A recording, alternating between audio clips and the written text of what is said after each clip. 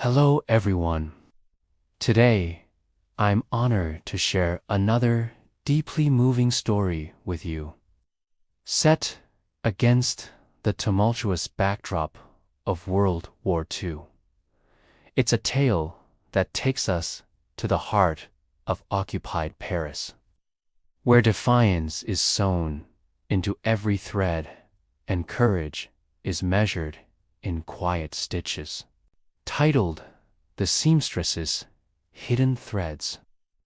This narrative immerses us in the life of a young woman who uses her unassuming craft to weave intricate webs of resistance and hope.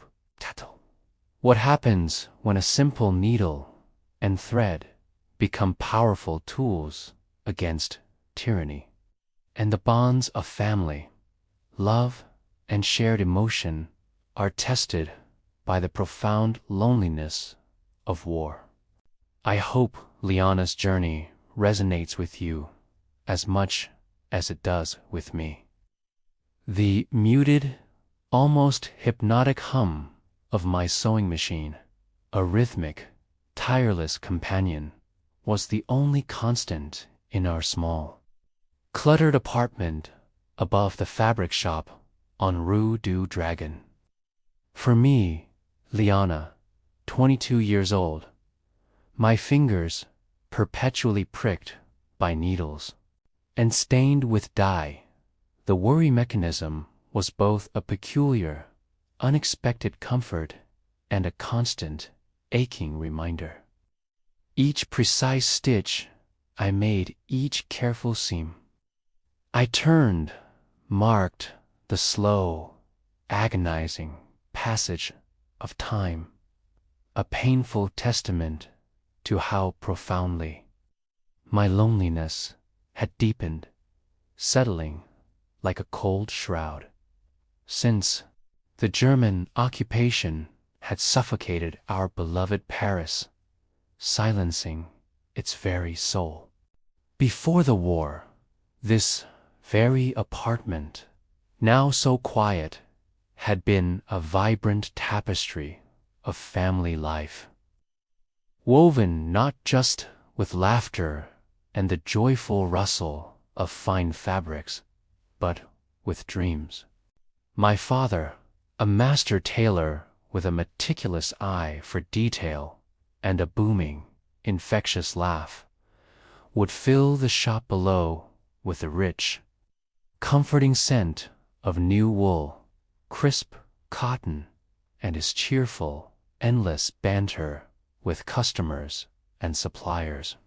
My mother, whose hands were as skilled with delicate embroidery floss as they were with stirring a bubbling pot of onion soup, would fill our home with the irresistible aroma of freshly baked bread and the sweet, nostalgic strains of old French chansons, her vibrant presence weaving the threads of our lives into a robust, comforting whole. My younger sister, Clara, just 12 years old, with eyes that saw magic in every thread and a well-loved sketchbook perpetually clutched in her hands, would often sit beside me at my work table, quietly drawing the intricate patterns of antique lace or the swirling organic designs of fabric I was about to cut. The very air in our home was thick with love, expressed in shared creations that bloomed from our hands in boisterous, flower-dusted kitchen dances on a Saturday morning, and in the deep, unwavering certainty of our family's bond, a vibrant mosaic of creativity, affection, and quiet understanding. I can still recall, with almost painful clarity, the crisp snap of new linen, the smooth, cool glide of silk beneath my fingers, and the comforting weight of my mother's hand on my shoulder as she praised a perfect stitch, a barely visible seam. These were the priceless, cherished patterns of my past, now tragically unraveled and scattered by the cruel, indifferent machinery of war. Then, without warning, the Germans marched into Paris. Not with a fanfare, but like a cold gray tide that swallowed our vibrant city whole. Its beauty suddenly dulled, its spirit muted. My father, a man of quiet courage, whose patriotism ran deeper than any thread, had joined the nascent resistance, disappearing into the perilous shadows of the underground network in the very first weeks. A single, hurried note, a desperate embrace, and he was gone. My mother, her once bright spirit slowly, imperceptibly dimming under the harsh, constant pressure of the occupation, succumbed to a swift, unforgiving illness months later. Her last breath, a barely audible whisper of my father's name. Clara and I were left utterly alone.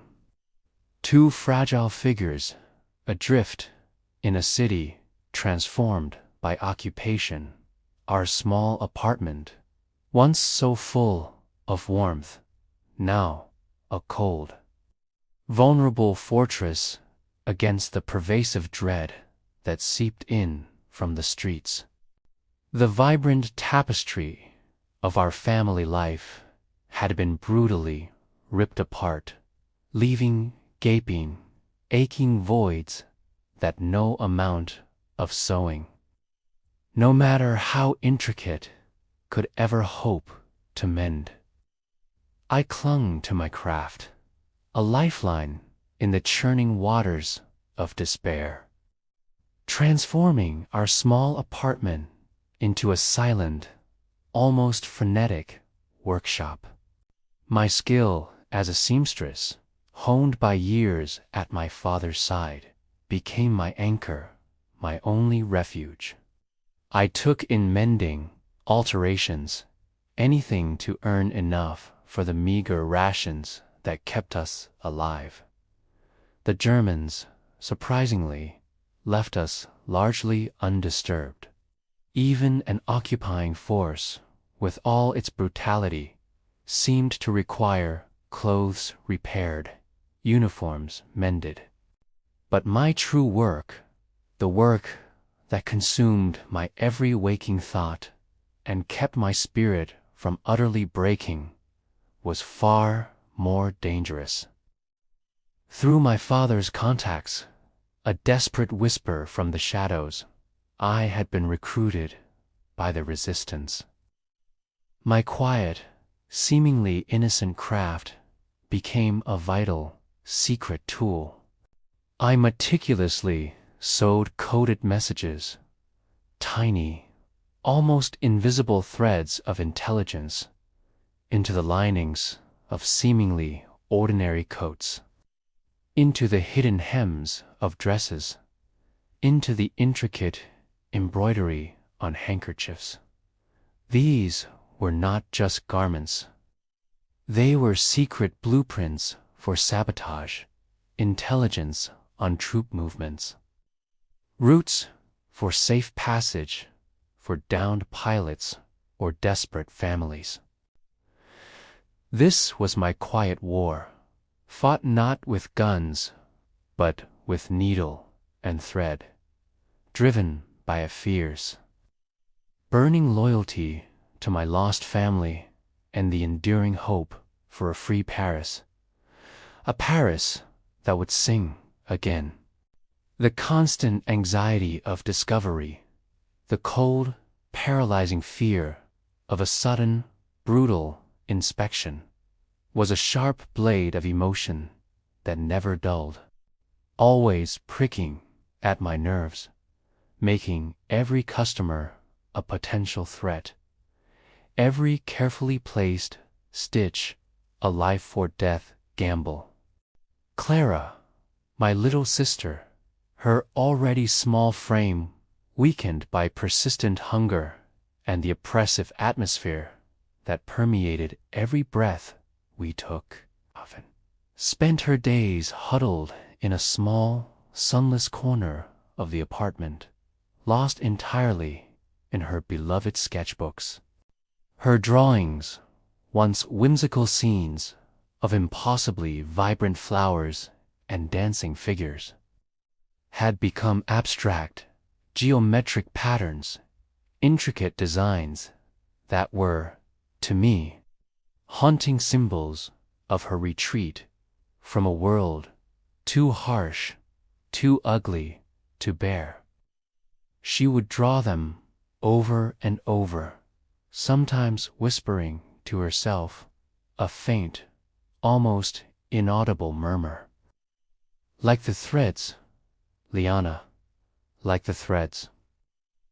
Everything is threads. She was utterly oblivious that some of these fairy patterns, simple shapes, repeated in specific, almost mathematical sequences, were unbeknownst to her innocent heart part of the complex codes I was so painstakingly embedding into the very fabrics I worked on. This innocent unknowing was a terrible burden, a secret I carried deep within, and a delicate, unspoken form of love. My protectiveness, a constant, fierce shield around her fragile spirit, my only tenuous connection to the outside world beyond our secretive apartment, beyond the constant hum of my machine and the pervasive dread, was through our occasional, brief, yet infinitely precious interactions with a local baker, Monsieur Armand, a man with flour perpetually dusting his mustache and a kind, weary smile that rarely reached his troubled eyes. He was also a trusted resistance contact, a silent ally. He would bring us a small, extra loaf of bread, often still warm from his oven, or a few precious, sweet pastries, a rare treat that brought a momentary flicker of joy to Clara's face. Sometimes he'd just linger, sipping his bitter ersatz coffee. His presence, a quiet comfort in the vast loneliness that enveloped me. His gruff manner and seemingly simple questions hid a heart of pure gold. And his unspoken understanding of my immense burden was a profound balm to my frayed nerves, a quiet acknowledgement that I was not entirely alone in this fight. This shared, dangerous collaboration, forged in whispers and desperate acts of kindness, was a peculiar, unbidden form of love, born not of passion, but of mutual trust, unwavering loyalty, and a shared defiance against the crushing weight of occupation. One bleak autumn afternoon, the crisp silence of the street outside was abruptly, terrifyingly shattered by the chilling, unmistakable sound of heavy German boots marching in unison and sharp, guttural commands that ripped through the air. A stern, high-ranking Gestapo officer, Klaus, notorious throughout Paris for his keen observation, his unnerving intelligence, and his brutal efficiency, accompanied by a small squad of heavily armed soldiers had stopped directly outside our building. They had received an anonymous tip. Klaus stated with chilling, cold precision that a resistance cell was operating in this district, possibly through a seemingly innocuous business like ours. My heart pounded against my ribs, a frantic drum threatening to burst through my chest. Each beat a silent scream of terror. Klaus, his gaze unsettlingly intelligent, almost predatory, entered the shop. His presence filling the space with an immediate, oppressive cold. He spoke directly to me, his voice deceptively calm, a velvet glove disguising an iron fist. A quiet business, Fräulein, very quiet. But sometimes the quiet ones hide the loudest secrets, do they not? My hands, though hidden beneath the counter, trembled violently, betraying my fear. Clara, hearing the commotion, her small face, drawn and pale, appeared from the back room, clutching her ever-present sketchbook tightly to her chest. Her eyes were wide with innocent fear, instantly drawn to Klaus's sharp, assessing gaze, a gaze that seemed to strip away all pretense. He saw the sketchbook in her hands, and his eyes narrowed, a flicker of suspicion igniting within them. Panic surged through me then, a cold, sickening wave that threatened to drown me entirely. The drawings, Clara's innocent codes, unknowingly holding the key to so many lives. The hidden communication equipment in the damp cellar below. I was utterly, terrifyingly alone in this moment of impossible choice. The fate of not just the resistance network, but my last remaining family, my precious Clara, hanging by a single, fragile thread. I caught Mother's reflection in a polished thimble on the counter, her face pale, her eyes pleading, urging me to find a way. Instinct, sharpened by fear and a desperate, desperate need to protect Clara at all costs, took over. My voice, surprisingly steady despite the violent tremor that shook my entire body, called out to Klaus, feigning a tone of maternal exasperation, a common enough sight in any shop. "Oh, Herr Officer, please forgive my sister. She's always scribbling. Nonsense. Artistic temperament, you understand. She insists it helps her feel ... normal. She's been a little unwell, you see, a bit fragile since the changes to our city." I rushed to Clara, gently but firmly taking the sketchbook from her hands, feigning a proud, slightly apologetic smile, as if her drawings were merely charming quirks. As I did, with a deliberate, calculated movement, I fumbled, letting a small, brightly colored spool of thread, a vibrant red, impossible to miss, fall and roll noisily across the polished floor, drawing Klaus's keen eyes to the mundane distraction away from Clara's precious book. He watched me, his gaze piercing, scrutinizing my every movement but the mundane distraction, combined with my seemingly innocent explanation, seemed to work. He flipped through the sketchbook quickly, his brow furrowed, seeing abstract patterns he didn't recognize as anything military. No obvious maps or strategic symbols. The piles of threads, the scattered fabric swatches, the general delightful chaos of a seamstress's workshop seemed to convince him of its harmless innocence.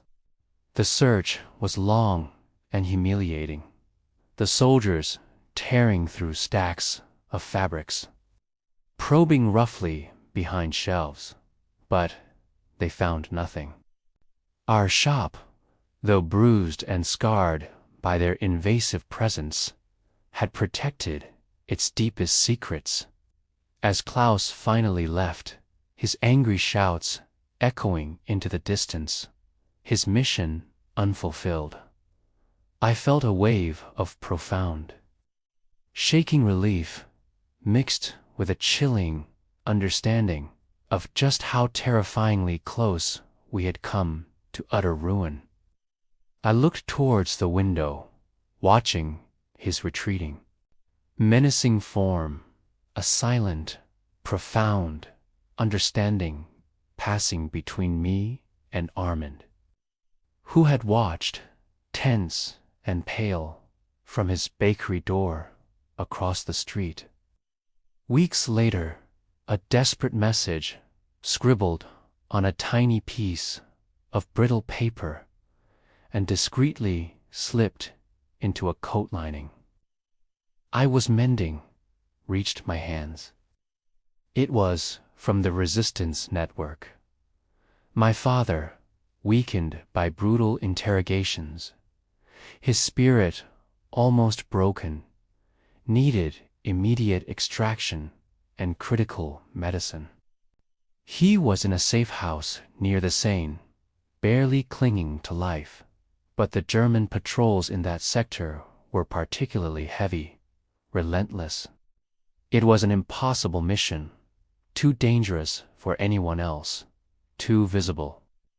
I felt the familiar, cold knot of fear tightening in my stomach, the crushing weight of my loneliness.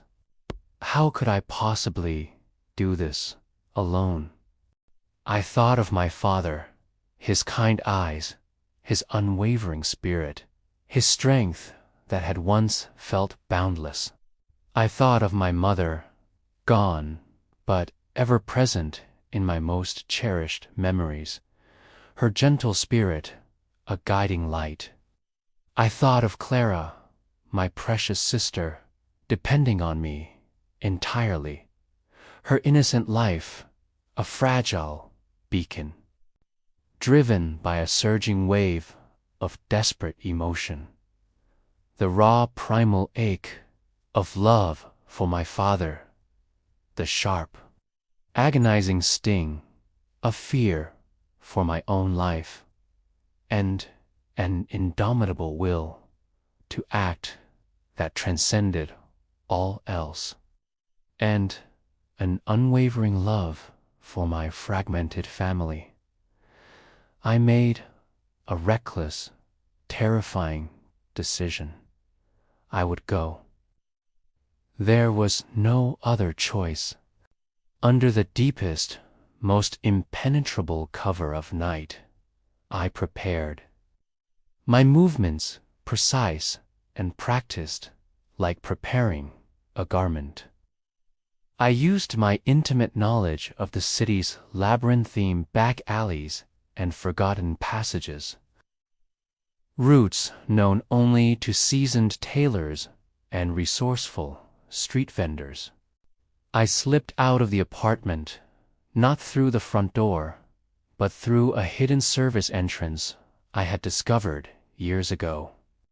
Dressed in a simple, dark dress that offered little protection against the biting cold, moving like a shadow through the dark, occupied streets. I navigated by the faint light of the moon, narrowly avoiding patrols. My heart, a frantic drum, against my ribs, threatening to burst. The cold, empty miles stretched before me, each one a testament to my isolation, to the sheer, terrifying scale of my task. As dawn approached, painting the sky with a thin, icy light creeping tentatively over the Parisian rooftops. Exhausted and trembling from the bitter cold and pervasive fear, I finally reached the safe house. I found my father, gaunt and weak, his eyes shadowed with pain, but miraculously alive. As I tended to him, carefully administering the precious medicine, a faint sound reached my ears. Heavy, methodical footsteps. Germans. We were trapped. Then a voice, surprisingly close, cutting through the silence. Fräulein Liana, I believe you have dropped something. It was Klaus, the Gestapo officer. He stood in the alleyway, directly in our path, holding a small, brightly colored spool of thread, the very one I had deliberately dropped weeks ago in the shop. My breath hitched in my throat, a silent gasp of terror, my heart plummeting to my stomach. This was the end, I thought. All of it. Instead, his gaze fell, not on my father, hidden just out of sight, but on the delicate spool of thread. He turned it slowly in his fingers, his expression unreadable, then looked directly at me. His face was impassive, revealing nothing of his inner turmoil, but his eyes, for a fleeting moment, held a strange, almost imperceptible flicker of recognition, of shared humanity, a silent, impossible acknowledgement. He simply nodded towards a less guarded escape route, a narrow, shadowed passage known only to a few. A path he clearly knew would lead to the Resistance's river crossing, where a boat would be waiting. He averted his gaze, then, as if this silent act of profound defiance, this small, dangerous rebellion against his own command, would be too much for him to witness directly, too dangerous to acknowledge overtly. I paused, a silent, profound understanding passing between us in that fleeting moment, a shared, desperate humanity in a world consumed by brutal, senseless conflict. I led my father through the passage, disappearing into the pre-dawn mist, my heart thumping with a complex mix of fear and overwhelming gratitude. I secured my father's passage with the invaluable help of Monsieur Armand and other resistance contacts. He was safe, spiriting away to the south. His life was salvaged by my immense courage and an unexpected, almost miraculous act of compassion from a man who, by all accounts, should have been my implacable enemy. Months later, the sounds of distant battle grew louder, swelling into a hopeful, terrifying roar. News came, first in hushed whispers that grew into triumphant shouts of the Allied liberation of Paris. The fighting was fierce, a joyous, chaotic explosion of freedom and celebration that filled the streets with revelry. One morning, amidst the tumultuous festivities, as I swept the steps outside our shop, I found a small, unmarked package almost hidden. Inside, nestled in a piece of silk, was a small, exquisitely embroidered handkerchief, a design I had never seen before, but with a familiar, abstract pattern woven into its border. It was one of Clara's drawings, brought to life in thread. Tucked beneath it was a small, folded note with a single German word, elegantly penned: Verzeihn. Klaus was gone, swept away by the relentless tide of war, his fate unknown, leaving only this quiet, profound testament to his own hidden love and fragile humanity.